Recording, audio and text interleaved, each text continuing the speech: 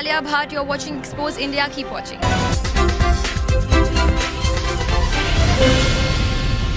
वक्त हमारे साथ मौजूद है ऑल इंडिया किसान मजदूर सभा के महासचिव। इनसे बस हम ये जानेंगे कि किस तरह से ये जो किसानों की संसद चल रही है उसके बारे में अभी तक इन्होंने क्या देखा। सर, हमने देखा है कि ये जो भी किसानों की संसद चल रही है ये किस तरह से उस स्थायी संसद से अलग है। देखिए, ये उन सवालों पे चर्चा कर रही है जो देश की जनता के लिए उनकी जीविका के साधन और खाने की सुरक्षा के लिए ज़रूरी हैं। जो ये कानूनों का सवाल है, इन कानूनों को संसद में बिना चर्चा के पारित कर दिया गया। जो कानून दर्ज था उनको पढ़ा भी नहीं गया। खुद जो है हरसिमरत कौर ने कह दिया कि जी हमको तो बिना दिखाए कैबिनेट में पास करा दिया। तो ये जो क्वेश्चंस हैं ये संसद डिस्कस नहीं करेगी। संसद केवल जो है एक सेलेक्ट लीडरशिप द्वारा पारित चीज़ को जो है पास कर देगी और वो सारा कुछ उनके इंटेंशन को दिखाता है, उनके ओरिएंटेशन को दिखाता है। और हमारा ओरिएंटेशन ठीक उससे उल्टा है। हम समझते हैं कि संसद को जनता की बातें सुननी चाहिए, जनता की आवाज़, जनता की ज़रूरतों को समझना चाहिए।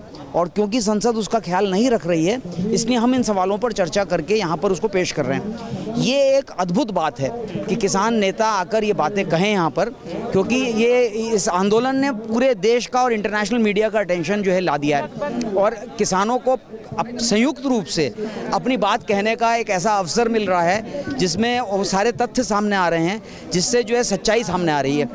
तो सरकार जितना चाहे दबा ले, जितना चाहे दमन कर ले, जितना फासिज्म ले आए, जितना पुलिस और फौज को जो है हमारे खिलाफ लगा दे, जितने भी हमारे ऊपर फर्जी केस लिख के हमको देशद्रोही साबित कर दे, असली देशद्रोही सरकार है। क्योंकि असली तौर पर वो जो है विदेशी कंपनियों की सेवा में लगी है और वो भारत की जीविका साधन के जो सबसे बड़ा क्षेत्र है, खेती का क्षेत्र, जो 51.5% लोगों को जो है रोज़गार जीविका का साधन देता है, देश की 51.5%, उनको उजाड़ने की प्रक्रिया अपनाई जा रही है और उसको चैलेंज किया जा रहा है। ये भारत के अंदर एक नई बात है। तो जब लोग खुद जो है अपने अधिकारों के लिए जो है चैलेंज करना शुरू कर देते हैं दूसरों को, तो ये एक लोक जनवाद के नीचे से जनवाद के जगने का लक्षण है। ये सबसे अद्भुत बात है। और इस संसद का वैसे तो ऑफिशियली कुछ नहीं है, लेकिन ये देश की राजनीति में एक बहुत बड़ा कदम है और ये बहुत दूर तक जाएगा। देश के अंदर लोग अगर जगह जगह बहुत सारे मेहनत करने वाले लोग इस तरह की संसदें करने लगें, लोगों को संबोधित करने लगें और बताने लगें कि उनकी क्या समस्या है, तो लोग शिक्षित होंगे। क्योंकि राजनीति में जो हमको बताया जाता है, जो सरकार राजनीति बताती है कि आपका काम है वोट देना और हम बाकी काम हमारा है। इतना बड़ा 2012 का आंदोलन था जो एंटी करप्शन मूवमेंट था, अल्टीमेटली सारे सांसदों ने एक सुर में, जितने लेफ़्ट थे, जितने राइट थे, जितने भी सांसद थे उस मूवमेंट में, उन्होंने जो है ये कह के जो है एक प्रस्ताव पारित कर दिया जब रामलीला मैदान में जो है लाखों लोग बैठे थे, कि लोकतंत्र का अर्थ ये नहीं है कि जनता घेर कर हमको बताएगी क्या करना है। आप अपना नुमाइंदा चुनिए और वो कहेगा। और नुमाइंदे कितनी बात सुनते हैं, पढ़ते हैं, उन्होंने बिना पढ़े कानून पास कर दिया। तो ये एक नया उदाहरण है।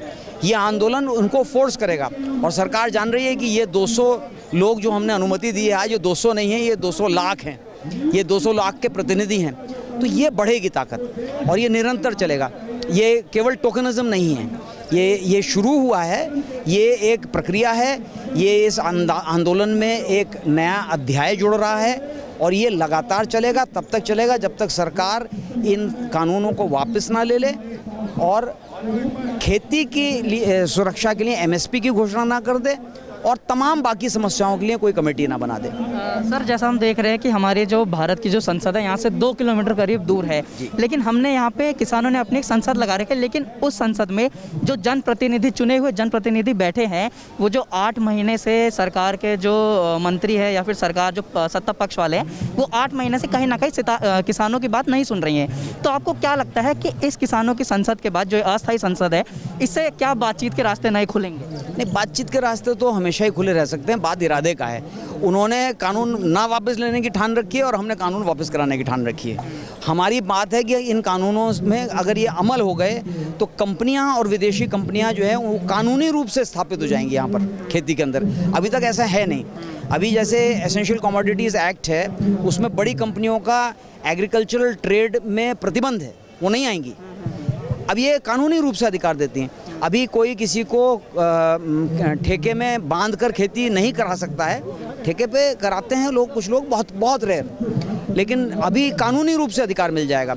और ये ठेका खेती एक बहुत बड़ी बात है, क्योंकि ठेका खेती कानून में जो ऑलरेडी चेंजेस ये ले आए हैं, जैसे यूपी के अंदर इन्होंने 1 डिस्ट्रिक्ट 1 क्रॉप, ये एक नई पॉलिसी लाए हैं। जैसे अगर उन्होंने कोई केले की खेती का एरिया डेवलप करना है कॉमर्शियली, तो पूरे ज़िले में जो है केले की खेती होगी। अगर किसी ज़िले में आंवले की खेती करानी है तो आंवले की खेती होगी। जाहिर बात है, अगर आप इतनी सारी करा देंगे तो लोग बर्बाद हो जाएंगे। पूरे पेप्सी ने जो है संतरे की खेती करा दी थी, जो है बर्बाद हो गए थे किसान। टमाटर की खेती में बर्बाद हो गए थे किसान। नेस्ले ने जो है दूध के रेट जो है गिरवा दिए थे। तो ये जो पूरा प्रोसेसिंग चल रहा है, ये एक बहुत घातक प्रोसेस है इंडियन फार्मर्स के लिए, क्योंकि सब्सिस्टेंस फार्मिंग है, उनको डेवलप करके उनको उनकी इकोनॉमी को आगे ले जाना है, उनको एग्रो प्रोसेसिंग स्ट्रक्चर्स में आगे ले जाना है, उनके लिए इनपुट्स को जो है सस्ता करना है, उनके लिए जो इम्प्लीमेंट्स जो इंडस्ट्रियल इम्प्लीमेंट्स हैं या एग्रीकल्चरल इम्प्लीमेंट्स हैं जो मैकेनाइज्ड फार्मिंग के लिए वो किराए पर उनको सस्ते में मिल सकें, ये चीज़ें डेवलप करनी है। तो बहुत सारी चीज़ें, देखिए भारत एक अद्भुत देश है।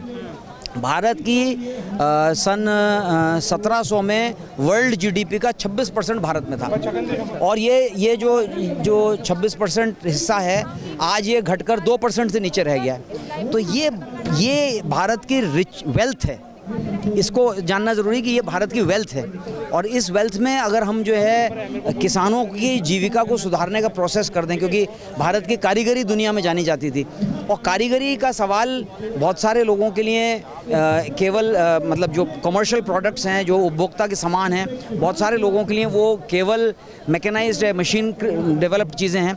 लेकिन आप जानते हैं कि कपड़ा ले लीजिए, मतलब जो कारीगरी का उसमें रोल है, वो अपना रोल है, उसका एक मार्केट है, उन चीज़ों को डेवलप किया जा सकता है, उन चीज़ों को, उनके अंदर मैकेनाइजेशन भी डेवलप किया जा सकता है उनको, और वो सारी चीज़ें पीपल के कंट्रोल में दी जा सकती हैं। ज़रूरी नहीं कि वो बड़े कॉर्पोरेट के कंट्रोल में चीज़ें हों।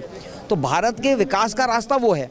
ये कह रहे हैं भारत के विकास का रास्ता है 5 ट्रिलियन इकोनॉमी, और 5 ट्रिलियन इकोनॉमी के डेवलपमेंट में है कि एग्रीकल्चरल लैंड जो है वो एग्रीकल्चरल रेट्स पे जो है कंपनियों को दे दी जाए, और बाद में वो कमर्शियल रेट्स पे उसका फ़ायदा उठा लें, और उसको जो है SEZ और शहर के डेवलपमेंट के नाम पर जो उसको यूज़ कर लें।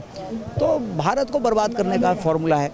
भारत तो दुनिया की सबसे बड़ा एग्रीकल्चरल क्षेत्रफल है, 141 मिलियन हेक्टेयर्स का क्षेत्रफल है, और भारत में इस खेती के क्षेत्रफल पर भारत के 140 करोड़ लोग रहते हैं। तो उनको जब ये नहीं करेगा, खेती नहीं होगी इस ज़मीन पर, तो निश्चित तौर पर वो जो है ख़त्म हो जाएगी। ठीक है, तो ये थे हमारे साथ ऑल इंडिया किसान मजदूर सभा के महासचिव आशीष मित्तल जी। अभी हम आगे और किसानों से बातचीत करेंगे और देखेंगे कि किस तरह से ये जो किसानों की संसद है वो आगे चल के एक बड़ा रूप लेगी। इसके बाद बातचीत के रास्ते खुलेंगे या फिर नहीं। कैमरा पर्सन अनीश के साथ मैं ऋतिक जोशी, एक्सपोज इंडिया, जंतर मंतर, दिल्ली।